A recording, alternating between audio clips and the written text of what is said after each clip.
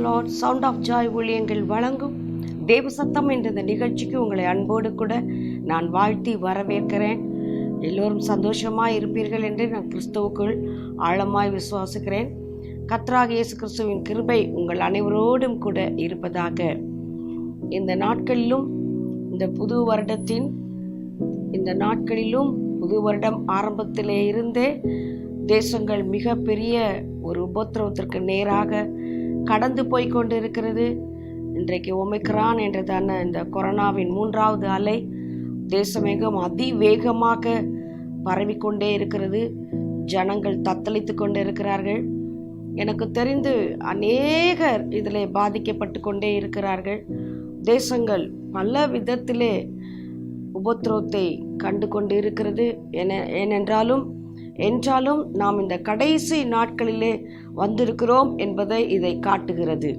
இந்த நாட்களில் நடந்து கொண்டிருக்கிற தொடர்ந்து இந்த 2 வருடங்களாக 3வது வருடமாக தொடர்ந்து தேசங்களிலே நடந்து கொண்டிருக்கிற இந்த காரியங்களை பார்க்கும் பொழுது வேதத்தில் ஆண்டவராகிய இயேசு கிறிஸ்து சொன்ன எல்லா தீர்க்க தரிசனங்களும் நிறைவேறி ஆண்டுடைய கடைசி அந்த நாட்களுக்குள்ளாக, ஆண்டுடைய வருகையின் அந்த நாட்களுக்குள்ளாக உலகம் வந்து கொண்டிருக்கிறது என்பதை இதை காட்டிக்கொண்டு இருக்கிறது. ஆகவே இந்த நாட்களிலும் கூட தேவ பிள்ளைகளே, நாம் என்ன செய்வது, எப்படி இதை மேற்கொள்ளுவது? ஆரம்பத்திலே ஆவியானவர் நமக்கு சொன்னார், உலகத்திலே இந்த காரியங்கள் எப்படி நடந்தாலும் நீங்கள் இந்த உலகத்துக்கு வெளிச்சமாய் இருப்பீர்கள், என்னுடைய மகிமை உங்கள் மேல் காணப்படும். தேவ ஜனங்களுக்கோ இது ஆசீர்வாதமான ஒரு ஆண்டாகத்தான் இருக்கும். கர்த்தர் அவர்களை நடத்த போகிறார். தேவன் வித்தியாசமாய் உலக ஜனங்களுக்கும் தேவ ஜனங்களுக்கும் ஒரு பெரிய வித்தியாசத்தை தேவன் இந்த ஆண்டிலே ஆண்டவர் காட்டப்போகிறார். உலகம் முழுவதும் உபத்திரத்துக்குள்ளே கடந்து போனாலும் கர்த்தரை ஏற்றுக்கொண்ட தேவனுக்காய் வாழ்கின்ற தம்முடைய பிள்ளைகளை அவர் தம்முடைய கரங்களுக்குள் வைத்திருக்கிறார். யோவான் 10:28 படி ஒருவரும் அதை பிடுங்கிக் கொள்ள முடியாது என்று ஆண்டவர் சொல்லியிருக்கிறார். ஆகவே திடன் கொண்டு தைரியமாக இருங்கள். கர்த்தர் நம்மோடு கூட இருக்கிறார். ஒருபொழுதும் தேவன் நம்மை கைவிடுகிற தேவன் அல்ல, நம்மை விட்டு விலகுகிற தேவனும் அல்ல. ஏனென்றால் ஆண்டவராகிய இயேசு கிறிஸ்து நமக்கு வாக்கு பண்ணியிருக்கிறார். அவர் போகும்பொழுது, இதோ உலகத்தின் முடிவு பர்யந்தம் நான் சகல நாட்களிலும் உங்களோடு கூடவே இருக்கிறேன் என்று சொல்லி ஆண்டவராகிய இயேசு நமக்கு வாக்கு கொடுத்திருக்கிறார். ஆகவே உலகத்தின் முடிவு வரைக்கும் நாம் வந்திருந்தாலும் ஆண்டவர் தெளிவாய் நமக்கு சொல்லியிருக்கிறார், பயப்படாதீர்கள், நான் உங்களோடு கூட இருக்கிறேன் என்று சொல்லி. கிறிஸ்துவின் வருகை வரையிலும் அவர் நம்மோடு கூட இருக்க போகிறார். அவர் வந்த பின்பு நாம் அவரோடு கூட இருக்க போகிறோம். ஆகவே தேவ ஜனங்களே, இதை குறித்து நீங்கள் கலங்காதிருங்கள் என்று சொல்லி மறுபடியும் கூட தேவன் உங்களை தேற்ற ஆவியானவர் விரும்புகிறார். ஆகவே கர்த்தருக்குள் நீங்கள் எப்பொழுதும் சந்தோஷமாயிருங்கள் என்று மறுபடியும் நான் உங்களுக்கு சொல்லுகிறேன் என்று சொல்லி பிலிப்பியர் 4:4 பவுல் சொன்னதை போல இந்த நாட்களிலும் உங்களுக்கு சொல்ல வேண்டியதான முக்கியமான கடமை, கர்த்தருக்குள் நீங்கள் சந்தோஷமாயிருங்கள். உலகத்தில் எது வேண்டுமானாலும் சம்பவிக்கலாம், இனி சம்பவிக்கும். ஏனென்றால் நாம் கடைசி நாட்களில் வந்துவிட்டோம். ஆகையால் தேவனுடைய பிள்ளைகளே, நீங்கள் கர்த்தருக்குள் சந்தோஷமாயிருங்கள் என்று சொல்லி கர்த்தருடைய ஆவியானவர் இன்றைக்கு நம்மை தேற்றுகிறதை நம்மால் பார்க்க முடிகிறது. இந்த நாட்களிலும் நாம் கர்த்தருக்குள் எப்படி சந்தோஷமாய் இருக்க முடியும்? தேவனுடைய பிள்ளைகளே, இதை நாம் யோசிக்க வேண்டும். நாம் கர்த்தருக்குள் எப்படி சந்தோஷமாய் இருப்பது, எப்படி சந்தோஷமாய் இருக்க முடியும்? எல்லாவற்றிலும் எப்பொழுதும் நாம் தேவனை ஸ்தோத்தரிக்கும் பொழுது, தேவனோடு கூட நம்முடைய ஆழமான உறவு தேவனோடு கூட இருக்கும் பொழுது, எப்பொழுதும் நாம் ஆவிலே விழித்திருக்கிறவர்களாய், எப்பொழுதும் நாம் ஜாக்கிரதை உள்ளவர்களாய், எப்பொழுதும் தேவனோடு கூட ஜெபிக்கிறவர்களாய், நாம் ஆவிலே ஜெபித்து கொண்டிருக்கிறவர்களாய், விழித்திருக்கிறவர்களாய், நாம் எப்பொழுதும் தேவனோடு கூட நம்முடைய உறவை நாம் ஆழமாக கொண்டு போவே ஆனால் நாம் எப்பொழுதும் கர்த்தருக்குள்ளே சந்தோஷமாய் இருக்க முடியும். நம்முடைய வாழ்க்கையில் என்ன சம்பவித்தாலும், இந்த உலகத்தில் என்ன சம்பவித்தாலும் கர்த்தருக்குள் மகிழ்ச்சியாய் இருப்பது என்பது நீங்கள் தேவனோடு கூட உள்ள உறவை பொறுத்து தான் அது அமைந்திருக்கிறது. கர்த்தருக்குள் சந்தோஷமாய் இருங்கள் என்று சொன்னால் நீங்கள் எப்படியும் சந்தோஷமாய் இருப்பது அல்ல, உலக பிரகாரமான சந்தோஷம் அல்ல, கர்த்தருக்குள் இருக்கிற ஒரு சந்தோஷம். கர்த்தருக்குள் நீங்கள் இருப்பீர்கள் என்று சொன்னால் உங்களுடைய உறவு எப்பொழுதும் கர்த்தரோடு கூட இருக்குமே ஆனால் நீங்கள் கர்த்தருக்குள் எப்பொழுதும் சந்தோஷமாக இருக்க முடியும். அப்படி இருக்க வேண்டுமே ஆனால் அந்த உறவிலே, தேவனோடு கூட உள்ள உறவிலே நாம் மிகவும் ஆழமாய் நாம் செல்ல வேண்டும். அதிகமாய் நாம் தேவனை நேசிப்பதை நாம் அதிகப்படுத்த வேண்டும். தேவனோட அன்பிலே நாம் அதிகமாக வளர வேண்டும். அவருடைய அன்பிலே நாம் வேறு ஊன்றினவர்களாக நாம் வளர வேண்டும். அவருடைய அன்பிலே நாம் அப்படி நிலைத்திருக்கும் பொழுது, அவரோடு கூட உள்ள உறவிலே நாம் நிலைத்திருக்கும் பொழுது, ஜெபத்திலும் வேண்டுதலிலும் வேத வாசிப்பிலும் நாம் விழித்திருக்கும் பொழுது, ஜெபித்திருக்கும் பொழுது, தேவனை தியானித்திருக்கும் பொழுது என்ன சம்பவித்தாலும் நாம் கர்த்தருக்குள் சந்தோஷமாக இருக்கிறோம். அதனால் தான் தாவீது சொல்லுகிறார், என் பக்கத்தில் 1000 பேரும் என் வலதுபுறத்திலே 10,000 பேரும் விழுந்தாலும் அது என்னை அணுகாது என்று சொல்லி எப்படி சொல்ல முடியும்? கர்த்தருக்குள் இருக்கும் பொழுதுதான். அதனால் தான் அவர் 91:1 முதல்ல சொல்லுகிறார், நான் உன்னதமானவருடைய மறைவில் இருக்கிறவன் சர்வ வல்லவருடைய நிழலில் தங்குவான். அப்போ உன்னதமானவருடைய மறைவில் இருக்கிறவன், அவருடைய சர்வ வல்லவருடைய நிழலுக்குள் தங்கி இருக்கிறவன் தான் சொல்ல முடியும், என் வலது பக்கத்தில் 1000 பேரும் என் இடதுபுறத்தில் 10,000 பேரும் விழுந்தாலும் அது என்னை அணுகாது என்று அவர்கள் மாத்திரம்தான் சொல்ல முடியும். கிறிஸ்தவர்களாய் நாம் இருப்பதினால் மாத்திரம் அதை சொல்ல முடியாது. எந்த அளவு இந்த உன்னதமான மறைவுக்குள் நீங்கள் சென்று சேர்ந்து கொள்ளுகிறீர்களோ, அவருடைய அபிஷேகத்திற்குள், அவருடைய மறைவுக்குள், அவருடைய நிழலுக்குள் நாம் சென்று சேர்ந்து கொள்ளுகிறோமோ அவர்கள்தான் சொல்ல முடியும், வாதை என் கூடாரத்தை அணுகாது, பொல்லாப்பு எனக்கு நேரிடாது என்று சொல்லி. தேவ பிள்ளைகளை அவர்கள் தான் சொல்ல முடியும், கர்த்தருடைய நாமம் என் பலத்த கோட்டை, நீதிமான் அதற்குள் ஓடி சுகமாய் தங்கி இருப்பான் என்று சொல்லி. ஆகவே இந்த நாட்களில் மிகவும் ஜாக்கிரதையோடு கூட இருங்கள். நீங்கள் விழித்திருங்கள், நீங்கள் ஜெபித்திருங்கள், கர்த்தருக்குள் சந்தோஷமாய் இருங்கள், தேவனுடைய அன்பிற்குள்ளே நீங்கள் வேறொன்றினவராய் இருங்கள்.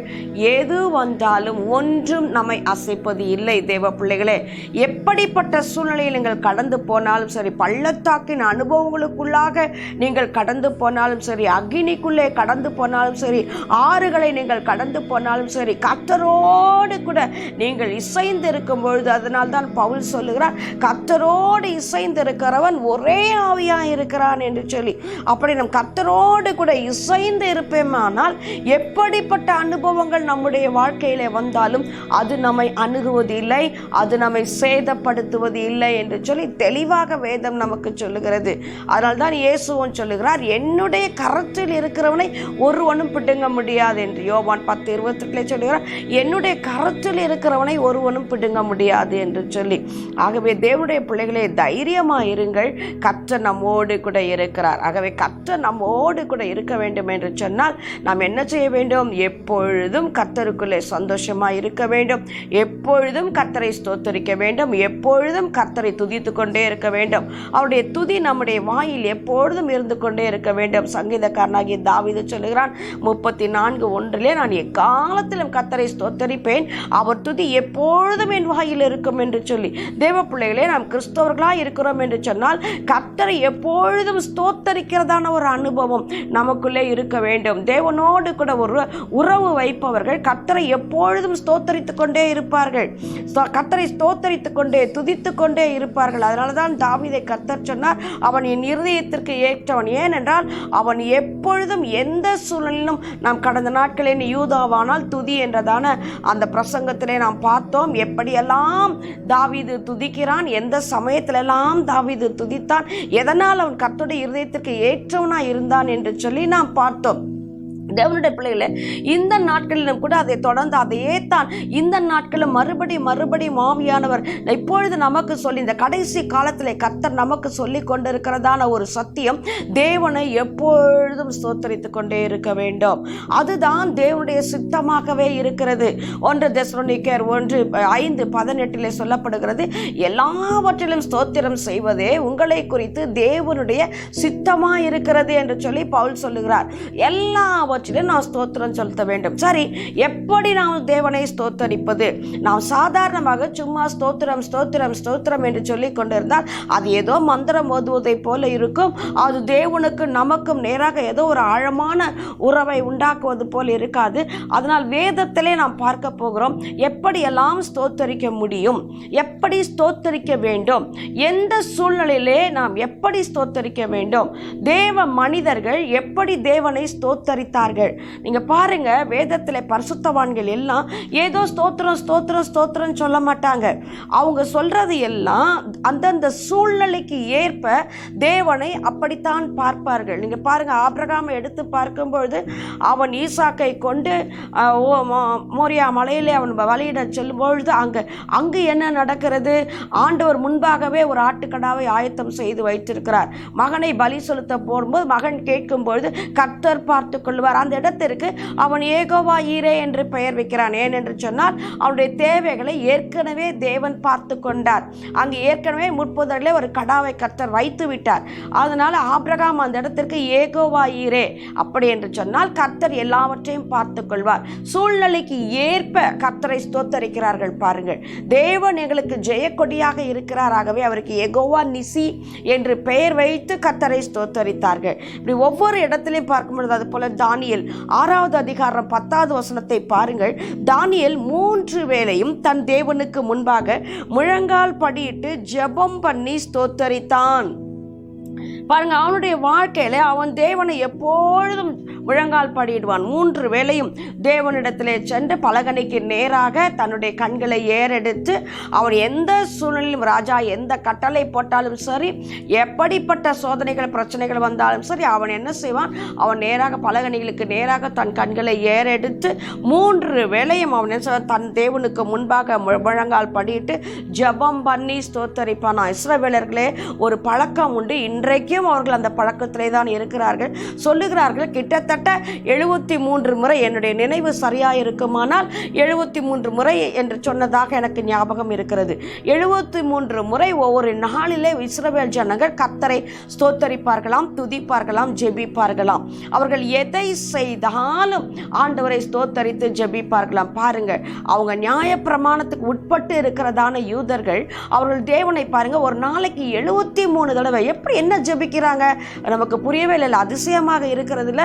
அவங்க எதற்கெடுத்தாலும் ஜெபித்து கொண்டே இருப்பார்களாம். தூங்கும் பொழுதும் ஜெபம், தூங்கி எழும்பின பின்பு ஜெபம், கர்த்தரை ஸ்தோத்தரிப்பார்கள். ஒவ்வொரு காரியத்திற்கு வெளியே போனா கர்த்தரை ஸ்தோத்தரிப்பாங்க, திரும்ப உள்ள வந்தா ஸ்தோத்தரிப்பாங்க, ஒரு காரியத்தை செய்ய வேண்டுமானால் ஜெபித்து ஸ்தோத்தரிப்பாங்க. அவங்களுடைய வாழ்க்கையே துதி, ஸ்தோத்திரம், ஆராதனை, ஜெபம். பாருங்க, அவங்களுடைய வாழ்க்கை அப்படி நியாயப்பிரமாணத்துக்கு உட்பட்டு வாழ்கிறதான யூதருடைய வாழ்க்கை அப்படி இருக்குமானால் நம்முடைய வாழ்க்கை தேவ பிள்ளைகளை எப்படி இருக்க வேண்டும் என்று சொல்லி ஆவியானவர் விரும்புகிறார். ரட்சிக்கப்பட்ட நாம், கிறிஸ்துவனுடைய ஜீவனை பெற்றுக்கொண்ட நாம், அவர் வசிக்கிற ஆலயமாக இருக்கிற நாம் எப்படி இருக்க வேண்டும்? எப்பொழுதும் கர்த்தரை ஸ்தோத்தரித்துக் கொண்டே இருக்க வேண்டும். தானியேல் பாருங்க 3 வேளையும் கர்த்தரை ஜெபம் பண்ணி ஸ்தோத்தரித்தானாம். அதனால் என்ன நடந்தது? தானியேல் 6:22 பாருங்க, தூதனை அனுப்பி சிங்கங்களின் வாயை கட்டி போட்டார். சிங்கங்களின் வாய். அப்போ அங்க ராஜா வந்து கேட்கிறார், தானியேலே தானியேலே, நீர் இடைவிடாமல் ஆராதிக்கிற தேவன் உன்னை தப்புவிக்க வல்லவராய் இருந்தாரா? அப்போ அந்த சூழ்நிலைகளுக்கு ஏற்ப என்ன செய்கிறாங்க? தேவனை ஸ்தோத்தரித்து கொண்டே இருக்கிறார்கள். அப்படி இருந்ததுனாலே அவர் என்ன செய்கிறார்? தூதனை அனுப்பி அந்தந்த சூழ்நிலைக்கு தேவன் எப்படி கிரியை செய்கிறார் பாருங்கள். தூதனை அனுப்பி சிங்கங்களின் வாயை அவர் கட்டி போட்டார். அப்போஸ்தலர் 7வது அதிகாரம் 55 பாருங்க, ஸ்தேவான் முழங்கால் படியிட்டு வானத்தை நோக்கி பார்த்து தேவனை துதித்து ஸ்தோத்தரித்தான். எந்த சூழ்நிலையிலே கல்லடிப்பட்டு கொண்டு இருந்த பொழுது, ஸ்தேவான் இயேசு கிறிஸ்துவுக்கு சாட்சியாய் நின்ற பொழுது, அவன் இரத்த சாட்சியாய் மரிக்கிற அந்த நேரத்திலும் கூட ஆண்டவரை நோக்கி பார்த்து தேவனை ஸ்தோத்தரிக்கிற ஒரு தேவ மனுஷனாக அவன் காணப்பட்டபடினாலே, அவன் அந்த நேரத்திலும் கர்த்தரை ஸ்தோத்தரித்தனபடினாலே வானம் அவனுக்கு திறந்து வந்தது. இயேசு நிற்பதை அவன் பார்த்தான். எந்த சூழ்நிலை பார்த்தீர்களா? இரத்த சாட்சியாய் மறிக்கிறதான சூழ்நிலை. ஆனால் நாம் இன்றைக்கு எப்படி இருக்கிறோம்? வாழ்க்கையில் ஒரு சின்ன உபத்திரவம் வந்துட்டா போதும், ஒரு போராட்டம் வந்துட்டா போதும், எத்தனை நன்மைகள் நம்முடைய வாழ்க்கையில தேவன் நமக்கு செய்து கொண்டே இருக்கிறார். இன்றைக்கு நாம் ஜீவனோடு கூட இருப்பதே ஒரு பெரிய நன்மை தானே. உலகத்திலே பாருங்கள், எவ்வளவு ஜனங்கள் இன்றைக்கு இப்படிப்பட்ட ஒரு நம்பிக்கை இல்லாமல், தேவனுடைய பாதுகாப்பு இல்லாமல், தேவனுடைய அடைக்கலம் இல்லாமல் ஜனங்கள் உலகத்திலே தத்தளித்து கொண்டு இருக்கும்போது தேவன் நம்முடைய ஜீவனை காத்து இப்போ அந்த நம்பிக்கை, ஜீவனை குறித்த ஒரு பயம் இல்லாதபடி ஒரு நம்பிக்கையில, ஒரு சந்தோஷத்திலே நாம் உறுதியாய் இருக்கும்படி தேவன் நம்மை வைத்திருக்கிறாரே. இதே ஒரு பெரிய நன்மை இல்லையா? இதை நாம் ருசிக்க வேண்டாமா? இதற்காக நாம் தேவனை ஸ்தோத்தரிக்க வேண்டாமா? அதை விட்டுட்டு ஏன் தான் இந்த வேதனை, ஏன் தான் இந்த கண்ணீர், ஏன் தான் இந்த உபத்திரவம், ஏன் தான் இந்த பாடி, ஏன் தான் இந்த வியாதி என்று சொல்லி நாம் தேவனை பார்த்து முறுமுறுக்கிறவர்களாக இருந்து கொண்டு இருக்கிறோம். ஆனால் இந்த ஸ்தேவான் பாருங்க, இரத்த சாட்சியாக நிற்கிற அந்த சமயத்திலும் கல்லெறிந்து கொல்லுகிறாங்க. ஒரு தூக்கு போட்டு கூட கொன்று விடவில்லை, கல்லெறிந்து குற்றுயிரும் கொலையுருமாகும் வரைக்கும் கல் எரிய எரிய கொஞ்சம் கொஞ்சமாக ரத்தம் வெளியேற வெளியேற வெளியேற அவனுடைய ஜீவன் போய்கொண்டிருக்கிறது. அந்த சூழ்நிலையில் ஸ்தேவான் என்ன செய்கிறான்? வானத்தை பார்த்து அண்ணாந்து பார்த்து முழங்கால் படியிட்டு தேவனை நோக்கி ஸ்தோத்தரிக்கிறான். ஒவ்வொரு கல்லு விழும்பொழுதும் தேவனை பார்த்து அந்த கல்லினுடைய வலிக்காக தேவனை ஸ்தோத்தரிக்கிறான். ரத்தம் சொட்ட சொட்ட தேவனை ஸ்தோத்தரிக்கிறான். ஜீவன் பிரியும் வரை ஸ்தோத்தரிக்கிறான். அது மாத்திரம் இல்லைங்க, அந்த ஜீவன் பிரியும் பொழுது இயேசு கிறிஸ்து கல்வாரி சிலுவையிலே சொன்னதை போல இவர்கள் செய்வதென்று இன்னதென்று அறியாது செய்கிறார்கள், இவர்களை மன்னியும் பிதாவே என்று சொல்லி அப்படிப்பட்ட கிறிஸ்துவின் உள்ளம் உடையவனாக, தேவனுடைய உள்ளத்தை உடையவனாக பாருங்க எப்படி முடியுது பாருங்க. அதுக்கு தான் பரிசுத்த ஆவியானவர் நமக்குள்ளே இருக்கிறார். தேவனை சார்ந்து நாம் வாழ்வோம் என்று சொன்னால் தேவன் நமக்குள்ள ஒன்றரை கலக்கும்படியாக ஒரே ஆவியாக, பவுல் சொன்னதை போல ஒரே ஆவியாக நாம் கர்த்தரோடு கூட இசைந்து வாழ்பவர்களாக நாம் இருப்போம் என்று சொன்னால் எந்த சூழ்நிலையும் நம்மால் கர்த்தரை ஸ்தோத்தரிக்க முடியும். எந்த சூழ்நிலையும் தேவனோடு கூட நாம் உறவு வைத்துக் கொள்ள முடியும். எந்த சூழ்நிலையும் நாம் அவர் மார்பிலே சார்ந்து கொள்ள முடியும்.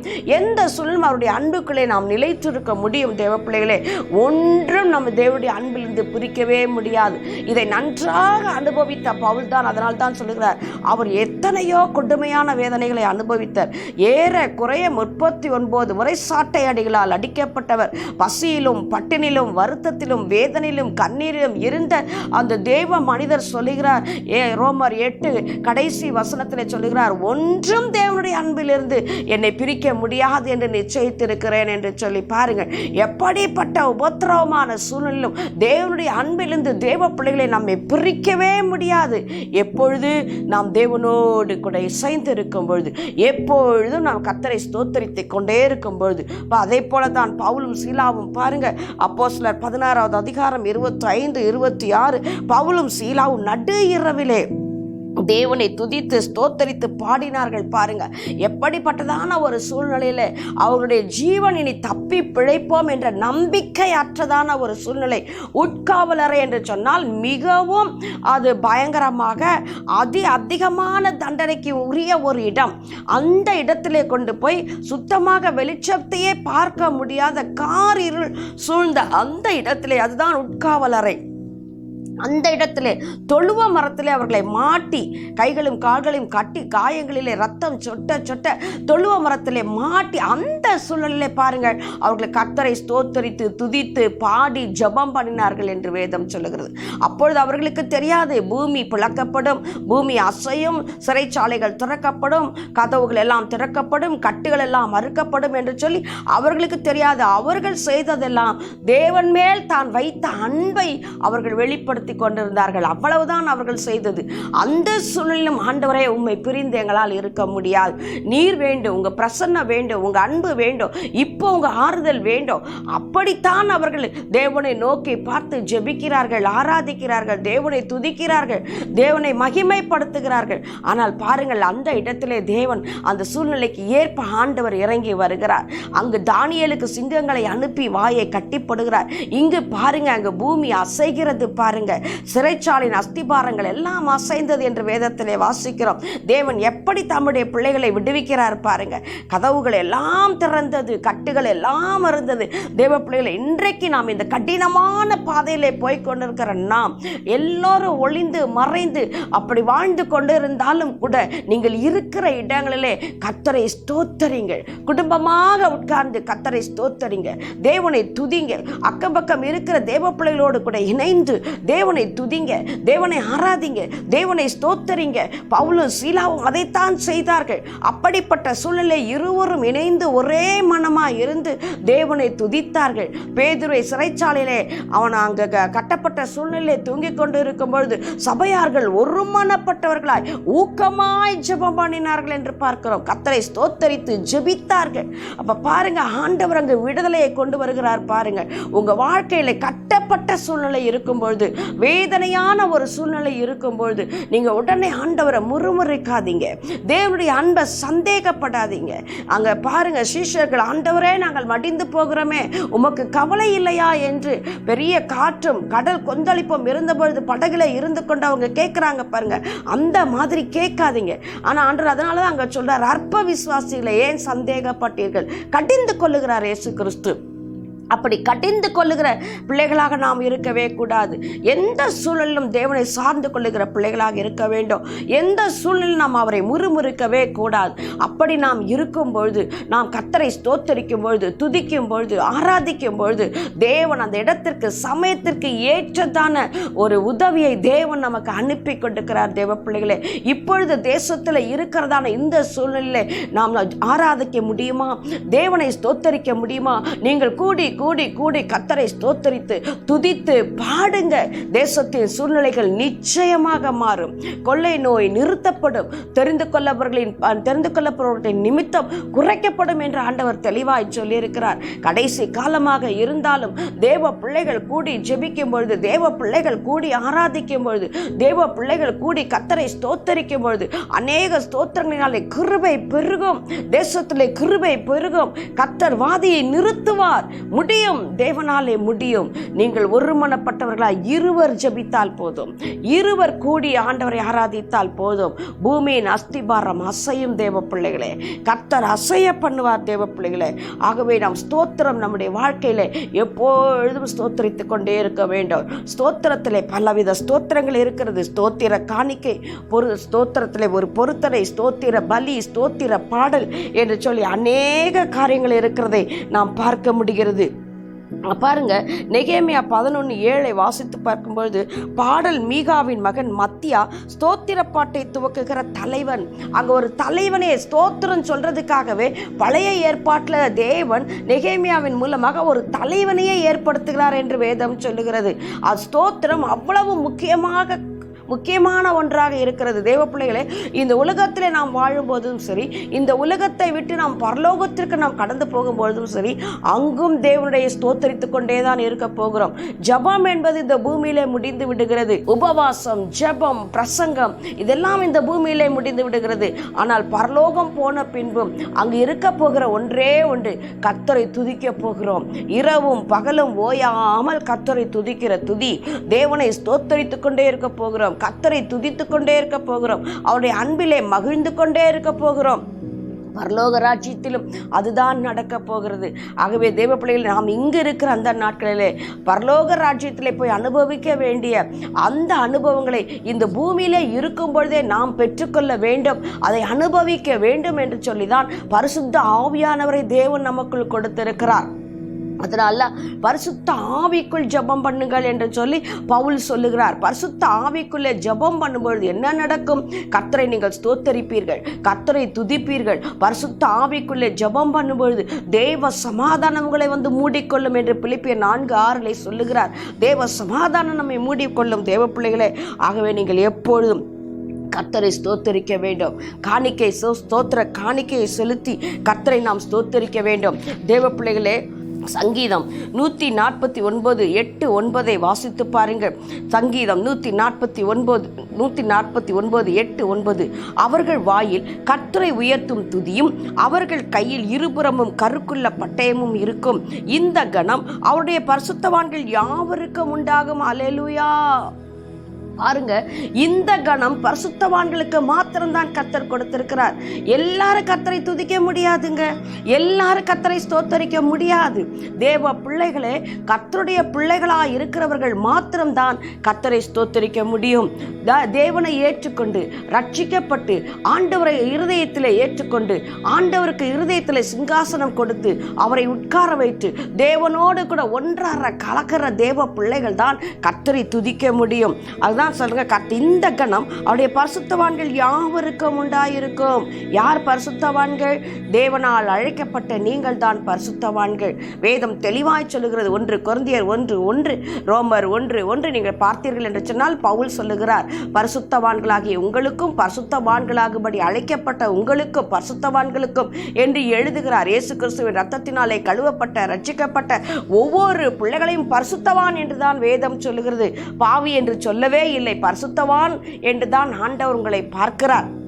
அதனால்தான் இந்த கணம் தேவனை ஸ்தோத்தரிக்கக்கூடிய, தேவனை துதிக்கக்கூடிய, தேவனை ஆராதிக்கக்கூடிய இந்த கணம் ஆண்டவர் நமக்கு மாத்திரம்தான் கொடுத்திருக்கிறார், மற்றவர்களுக்கு கொடுக்கவில்லை. மரித்தவர்கள் கர்த்தரை துதிக்க முடியாது, மௌனத்தில் இறங்கினவர்கள் கர்த்தரை துதிக்க முடியாது, மற்ற உலக ஜனங்கள் கர்த்தரை துதிக்க முடியாது.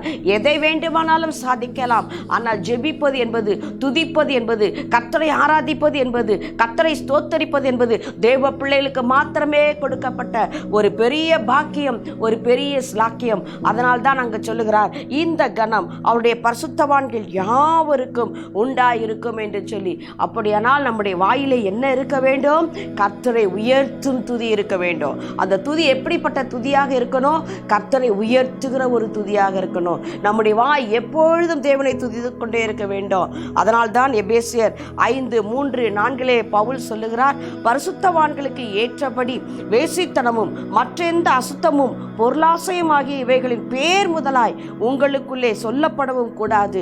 அப்படியே வம்பும் புத்தீனமான பேச்சும் பரியாசமும் தகாதவைகளும் இருக்கக்கூடாது. இதெல்லாம் தகாதவைகள். அது சொல்றாரு, வம்பு, புத்தீனமான பேச்சு, பரியாசம், முரட்டாட்டம், கீழ்ப்படியாமை. பாருங்க, கர்த்தரை விசுவாசிக்க வேண்டிய நேரத்தில் விசுவாசிக்காமல் அவிசுவாசமாய் பேசுகிற காரியங்கள், இதெல்லாம் தேவனுக்கு பிடிக்காதது, இதெல்லாம் தகாதவைகள். ஸ்தோத்திரம் செய்தலே தகும். பவுல் சொல்லுகிறார், பாருங்க, ஸ்தோத்திரம் மாத்திரம் செய்யுங்க, அதுதான் தேவ சித்தமா இருக்கிறது என்று சொல்லி பவுல் அவ்வளவு அழகாக சொல்லுகிறார். உங்கள் வாழ்க்கையிலே துதி இருந்தா ஜெயம் கூடவே இருக்குங்க. எப்போ நீங்கள் துதிக்கிற தேவ பிள்ளைகளாக இருந்தால் உங்களுக்கு எவ்வளவு தோல்விகள் வந்தாலும் சரி, அது ஜெயமாய் மாறிக்கொண்டே இருக்கும். நீங்கள் தோல்வியை ஜெயமாய் வெற்றியாக மாற்றிக்கொள்ளுவீர்கள். எத்தனை பாவத்துக்குள்ள பிசாசு தள்ள நினைத்தாலும் அதிலே ஜெயத்தை தேவன் கொடுப்பார். உங்கள் வாயிலே துதி இருக்கும் பொழுது பரிசுத்தமாய் வாழ்கிற கிருபை, நீங்கள் கர்த்தரை துதிக்க துதிக்க துதிக்க தேவன் தம்முடைய கிருபையை உங்களுக்கு கொடுத்து பரிசுத்தமாய் வாழும்படி இச்சையை அழித்து போட முடியும். தேவ பிள்ளைகளே, பலவீனம் பலமாய் மாறும், சுகவீனம் சுகமாய் மாறும். நீங்கள் கர்த்தரை துதிக்கும் பொழுது தரித்திரம் ஐஸ்வர்வான்களாய் மாற்றும். தரித்திரத்தில் இருக்கிறீர்களா? நீங்கள் கர்த்தரை துதிக்கிற தேவ பிள்ளைகளாய் இருந்து பாருங்கள், கர்த்தரை ஸ்தோத்தரித்து பாருங்கள், தேவன் உங்களை ஐஸ்வர்யவான்களாய் மாற்றுவார். சாபம் ஆசீர்வாதமாய் மாறும், உங்கள் குழப்பம் மன அமைதியாக மாறும், கவலை சந்தோஷமாக மாறும், நன்மையும் கிருபையும் உங்களை தொடரும், கோபம் சாந்தமாய் மாறும். எப்பொழுதும் தேவனை ஸ்தோத்தரிக்கும் பொழுது எத்தனை ஆசீர்வாதங்களை தேவன் நமக்காக வைத்திருக்கிறார் பாருங்கள். ஆகவே தான் நம் அருள்நாதர் இயேசுவும் கூட அவருடைய வாழ்க்கையை நீங்கள் எடுத்து பாருங்கள். அவர் நமக்கு பெரிய ஒரு முன்மாதிரி. ஆண்டவராக இயேசு கிறிஸ்து அவருடைய வாழ்க்கையை நீங்கள் வேதத்திலே ஆராய்ந்து பாருங்கள். மத்தேயிலே இருந்து நீங்கள் அவருடைய வாழ்க்கையை நீங்கள் வாசித்து பாருங்கள். அவர் எப்படியெல்லாம் தேவனிடத்திலே சென்று தேவனோடு கூட ஒரு ஆழமான உறவை கர்த்தர் எப்படி வைத்து, ஏன் இதையெல்லாம் செய்தார்? நமக்கு முன்மாதிரியாக எப்படி நாம் நடக்க வேண்டும், எப்படி நாம் ஜெபிக்க வேண்டும், எப்படி தேவனோடு கூட இருக்க வேண்டும், இந்த உலகத்தை நாம் எப்படி மேற்கொள்ள வேண்டும், எல்லாவற்றையும் ஆண்டவராகிய இயேசு கிறிஸ்து நமக்கு முன்மாதிரியாக தேவன் வாழ்ந்து காட்ட இருக்கிறார். அங்க பாருங்க, அவர் எப்பொழுதும் தேவனை ஸ்தோத்தரித்த பின்புதான் எதை செய்தாலும் சரி, அவர் தேவனை ஸ்தோத்தரித்த பின்புதான் செய்வார். பாருங்க, யோவான் 11வது அதிகாரம் 41வது வசனம், லாசருவை உயிரோடு கூட எழுப்ப போகும்பொழுது இயேசு தம்முடைய கண்களை ஏறெடுத்து, பிதாவே, நீர் எனக்கு செவி கொடுக்கிறபடினால் உம்மை ஸ்தோத்தரிக்கிறேன். பாருங்க, அந்த நேரத்திலையும் கூட பிதாவை ஸ்தோத்தரிக்கிறார். லாசருவை லாசருவை உயிரோடு கூட எழுப்ப போகும்பொழுது அவர் அங்கு ஸ்தோத்தரிக்கிறார் பாருங்க. அதே போல மத்தேயு 15வது அதிகாரம் 36வது வசனம் பாருங்க. அப்பத்தை எடுத்து பிடும்பொழுது ஸ்தோத்திரம் பண்ணிதான் அங்க ஆயிரங்களை போஷிக்கிறார். தேவனை நோக்கி பார்த்து அப்பத்தை எடுத்து அந்த 7 அப்பத்தையும் ஒரு முறை 5 அப்பத்தையும் எடுத்து கர்த்தரை நோக்கி பார்த்து பிதாவை நோக்கி பார்த்து அதை ஸ்தோத்தரித்து பிட்டு அநேக ஆயிரங்களை அங்கு போஷிக்கிறார். அதே சமயம் 26 மத்தேயு 26:21 பாருங்க. திருவிருந்து கொடுக்கும் பொழுதும் அவர் அங்கு ஸ்தோத்திர பாட்டை பாடுகிறார்கள் பாருங்கள். மத்தேயு 26:29, 30 வாசித்து பாருங்கள். அவர்கள் ஸ்தோத்திர பாட்டை பாடின பின்பு ஒலிவ மலைக்கு புறப்பட்டு போனார்கள். இவையெல்லாம் ஏன் சொல்லிக் கொண்டிருக்கிறேன், எந்தெந்த சூழலிலே எப்படி எப்படி கர்த்தரை ஸ்தோத்தரிக்க வேண்டும் என்று சொல்லி இன்றைக்கு பரிசுத்த ஆவியானவர் நமக்கு கற்றுக்கொண்டிருக்கிறார். ஏதோ ஸ்தோத்திர பலிகளை புஸ்தகத்தை எடுத்து அப்படியே நாம் ஸ்தோத்தரித்து போவது அல்ல. நம்முடைய வாழ்க்கையே ஒரு ஸ்தோத்திரமாக தேவனுக்கு மாற வேண்டும்.